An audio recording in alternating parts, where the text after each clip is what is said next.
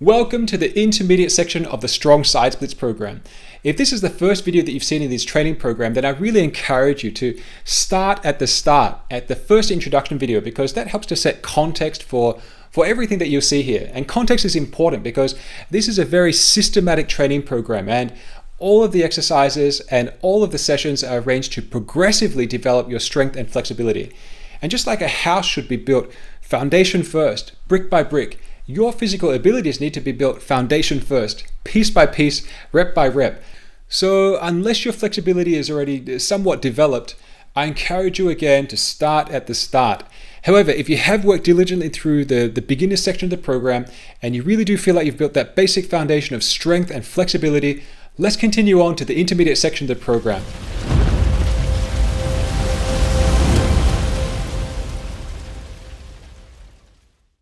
Hopefully you've been really encouraged by seeing at least some progress in your strength and flexibility. If you stick to good technique, you'll definitely see more progress as you work through these intermediate training sessions. You may even start to approach full range side splits, but regardless of that, still stick to good technique. It doesn't have to be perfect, just do your best, especially to remember the stretch contract technique. And you remember from the beginner section that we work through each set quite quickly. Reps are usually only about 1 second to maybe 3 seconds max duration, because again, that's the sort of speed that's specific to the practical application, the practical use of our flexibility. And even with our brief repetitions, you really need to focus on stretching your target muscles to their maximum range of motion and then contracting your target muscles at their maximum range of motion. Okay, if you're warmed up, and again, I really mean it, only if you're warmed up, you can put on some music if you like and follow along with the demonstrations. Let's start. Okay, first up, full side splits, and the target muscles here are the hip adductor group, especially the gracilis muscle. This is always going to be the most important part of the entire stretching routine. So of all the exercises, make sure that you're intentional, focused and intense with this, starting with the way you slowly and very intentionally ease yourself down into your maximum range of motion. Always use your hands for support if you need to.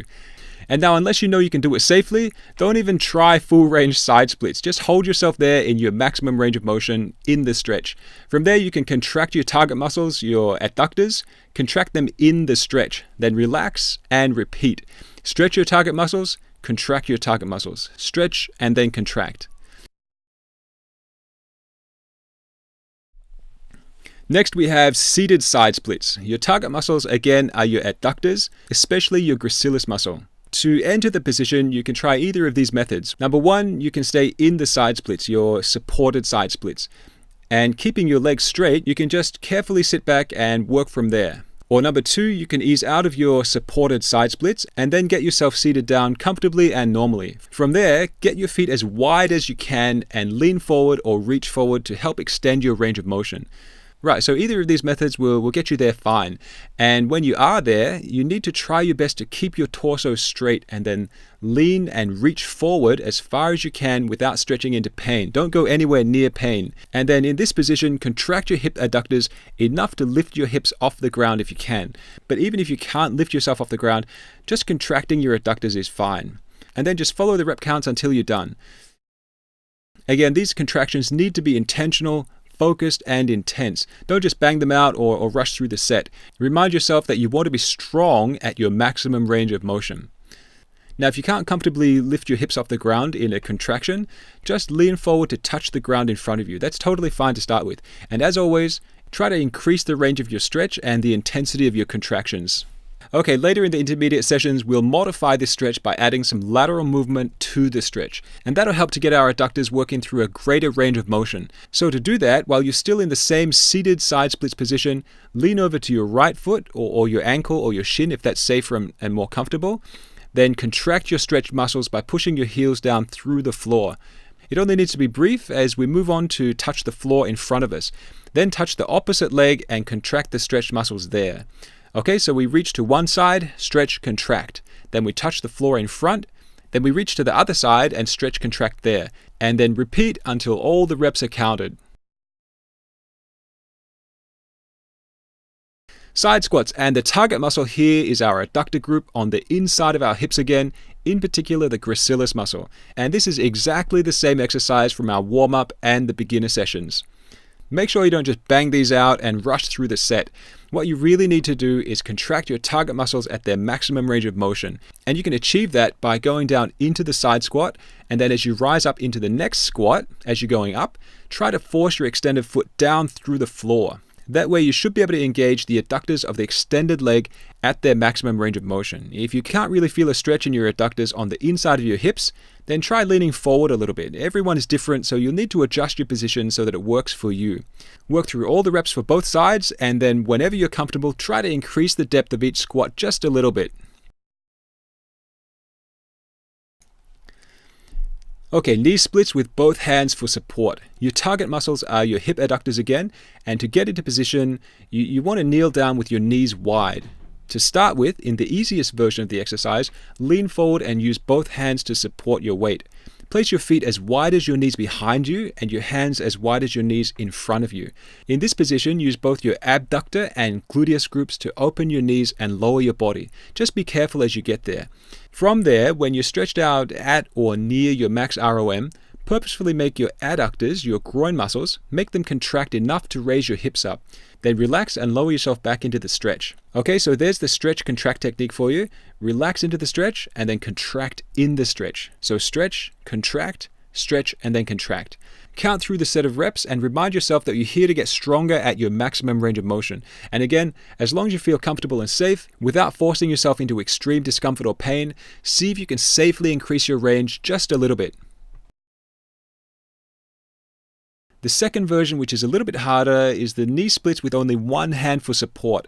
This version helps take our stretch a little bit further and makes our target muscles work a little bit harder at their max ROM. You'll do everything the same as before, so kneel down with your knees wide, place your feet as wide as your knees behind you, but the difference is that you lean forward and use only one hand to help support your weight. Make sure your hand is positioned below the shoulder, okay, so don't place your hand in the middle at your center line. You need to have it under the same shoulder to work your adductors harder on the opposite side. And then from there, when you're stretched out at or near your max ROM, purposefully make your adductors, your groin muscles, contract enough to raise your hips up. Then relax to lower yourself back into the stretch, and then repeat. The third version of knee splits is the hardest, and it's hard enough to cause an injury if you're not careful, okay? I know this from experience. Now, there are a few ways to get into position. The most challenging and also the most dangerous way to do this exercise is to start with your knees as wide as possible using both hands to support you. And from there, removing your hands and lifting your body upright and suspending it there. That can be really quite dangerous, so don't try it straight away. And it's dangerous to start with because you can go into a much wider static stretch than you can handle as an isometric stretch. Okay, so please don't try that first. Instead, it's much safer to start by kneeling with your body upright first. No hands. Then carefully work your knees wider and carefully extend your adductor stretch from there. You won't be able to go as far, but you'll definitely achieve a good stretch and train the strength of your adductors. And finally, a really important point about positioning is this. Make sure you're making a straight line down from your shoulder through your hip and knee. So push your hips forward if that helps, so that your whole body from your shoulders to your knee is in one straight line down. Suspended cross stretch. Your target muscles here are your gluteus and abductor groups. So sit with your feet extended out in front of you, then rest your left foot on your right knee. Pull your right foot in close so that you can point your right knee up. And support yourself on straight arms at the same time. Keep them locked out straight so that you don't need to waste energy or effort on them. Then you want to contract your left gluteus and abductor groups as you raise your hips. That way you're training them to be strong in this stretch and throughout this range of motion. When you finish that movement, lower yourself and repeat until you finish that set. And if it feels okay, try to increase the range of your stretch and the intensity of your contractions. Next we have just the basic cross stretch, which is actually a little bit harder to do correctly, but it should stretch our gluteus and abductor groups just a little bit further. To get into position, start again with your legs extended out in front of you. From there, you want to bend both knees the same way. So if you see me on the screen there, I'll bend both knees so that my feet are pointing out to the same side. Then if my knees are bent to the right, then I point my left knee straight out to the front. That way I get my left shin parallel to the front of my hips. When you've got your knees positioned like that, you need to lean down over your leading knee. And leaning down like that will take you into the stretch. And from there, to contract your target muscles in the stretch, you need to push your leading knee down through the floor as you raise your upper body back to the start.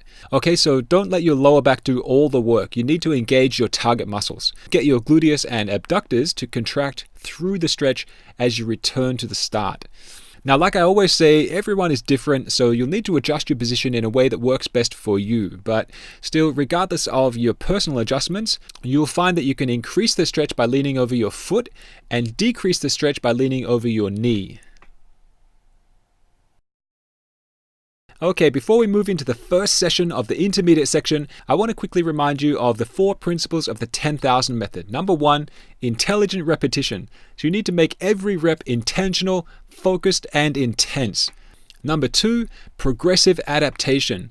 So we have 3 training sessions a week, and each session we're going to add 1 extra rep to the stretching exercises so that we progressively adapt to greater ranges of motion.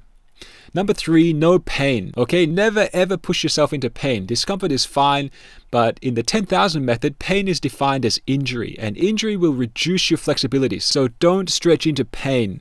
Number 4, rest. This program only requires set training 3 times a week, so that means you get at least 48 hours of high quality recovery in between each session. Okay, in the next video, we'll start the first intermediate session, and at the end, I'll encourage you to get another record of your current range of motion. That way, you'll get to see your progress after 3 weeks of training. Okay, I'll see you then.